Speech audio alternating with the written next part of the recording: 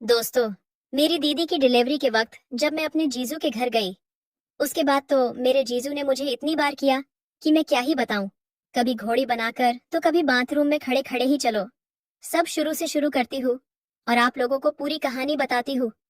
पर हाँ, आप लोगों को मैं बता दूं कि ये कहानी पूरी जरूर देखना, तभी आपको मजा आएगा। तो चलो शुरू करती हूँ। नमस्कार दोस्तों, मैं आपकी दोस्त पूजा। मेरी लंबाई लगभग 5 फुट 2 इंच है। मैं 21 साल की उभरती जवानी की लड़की हूँ। मेरे चश्मे और ब्रा का नंबर हमेशा बढ़ता ही जाता है और मेरी ब्रा का नंबर भी बढ़ता जा रहा है। मेरा रंग दूध की तरह गोरा है। दोस्तों, ये साली जीजा कहानी उस समय की है जब मेरी दीदी गर्भवती थी और उनको बच्चा होने वाला था। उस समय जीजू ने दीदी से कहा कि कुछ दिन के लिए पूजा को बुला लो तो कुछ मदद मिल जाएगी। और वैसे भी तुमको अब घर का काम करने के लिए डॉक्टर ने मना कर दिया है। इस पर दीदी ने अगले दिन मम्मी को फोन किया और मुझे कुछ दिन के लिए भेजने को बोल दिया। फिर भैया मुझे लेकर दीदी के घर छोड़ने आ गए।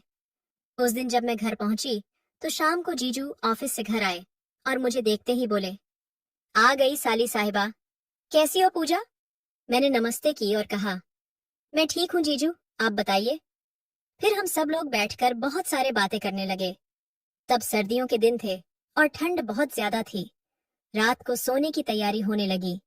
एक कमरे में दीदी जीजू और मैं सोई और दूसरे कमरे में भैया सो गए। अगले दिन भैया दीदी से मिलकर चले गए और मैं दीदी के घर ही रुक गई। अब मैं घर के काम करती। जीजू सुबह ऑफिस चले जाते थे और शाम को आते थे। अब जीजू मुझसे बहुत बातें करने लगे थे और मुझे छेड़ते भी रहते थे। और दीदी की ऐसी हालत हो गई तो जीजू बोले, साली जी, तुम कहो तो तुम्हें भी ऐसा कर दें। ये बोलकर जीजू हंसते हुए अपने के तलवार को खुजलाने लगे। मुझे बहुत शर्म आई। जब मैं किचन में काम करती तो जीजू आकर पीछे से पकड़ लेते और किस करने लगते। कई बार तो मेरे सलवार के अंदर हाथ डालकर सहलाते थे। मैं उनसे कहती, हट जाओ, दीदी आ जाएंगी। तो वे कहते, नहीं आएगी, बस तुम काम करती रहो। दोस्तों, दीदी के घर के नीचे दीदी की सास और दीदी के देवर रहते थे। दीदी की सास अधिकतर नीचे ही रहती थी क्योंकि उनके घुटनों में दर्द रहता था, इसलिए वे ऊपर नहीं आती थी। लेकिन अगर मैं सामने पड़ जाती या आसपास कोई नहीं होता, तब दीदी के देवर मुझसे बात करने की कोशिश करते थे। दीदी के घर में किराए पर कमरा लेकर रहने वाले लड़के, आस पड़ोस के लड़के और रिश्तेदारी के बहुत से लड़के मुझे करने की जुगाड़ में रहते थे।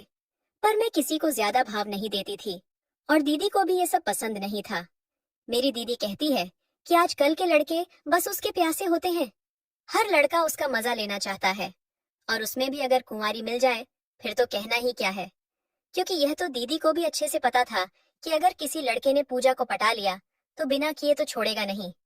एक रात हम खाना खाकर लेटे ही थे कि अचानक 10 बजे दीदी के पेट में डिलीवरी का दर्द शुरू हो गया।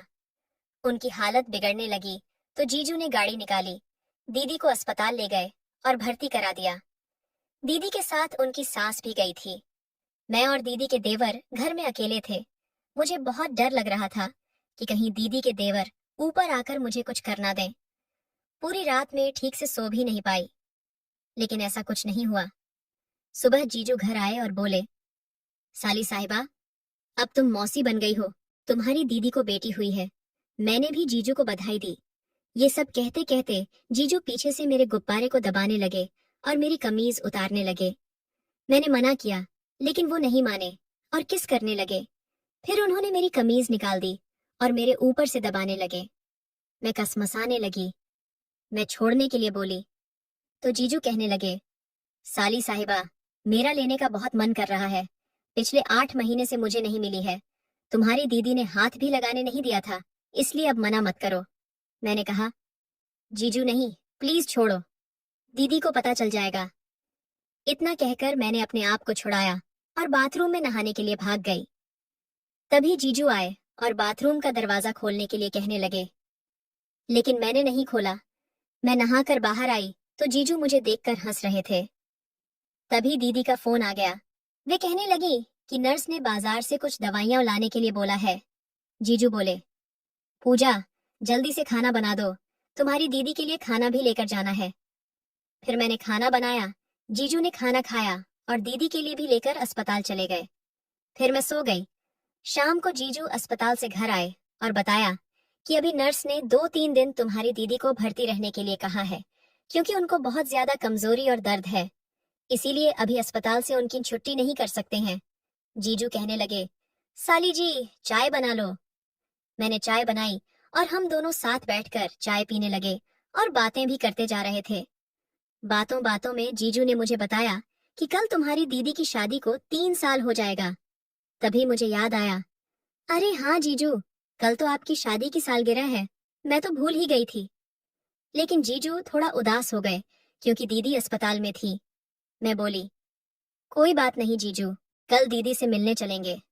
अगले दिन मैं जीजू के साथ दीदी से मिलने अस्पताल गई तो दीदी मुस्कुरा रही थी। तभी मुझे याद आया, अरे हाँ जीजू, कल तो आपकी शादी की सालगिरह है, मैं तो भूल ही गई थी।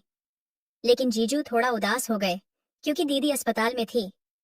मैं बोली, कोई बात नहीं जीजू, कल दीदी से मिलने चलेंगे। अगले दिन मैं जीजू के साथ दीदी से मिलने अस्पताल गई तो दीदी मुस्कुरा रही थी।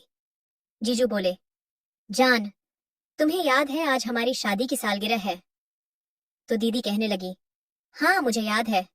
जीजू ने हैप्पी मैरिज एनिवर्सरी कहते हुए दीदी के माथे पर किस कर दिया। जीजू कहने लगे, जान, अगर तुम घर पर होती तो पार्टी करते और खूब एंजॉय करते।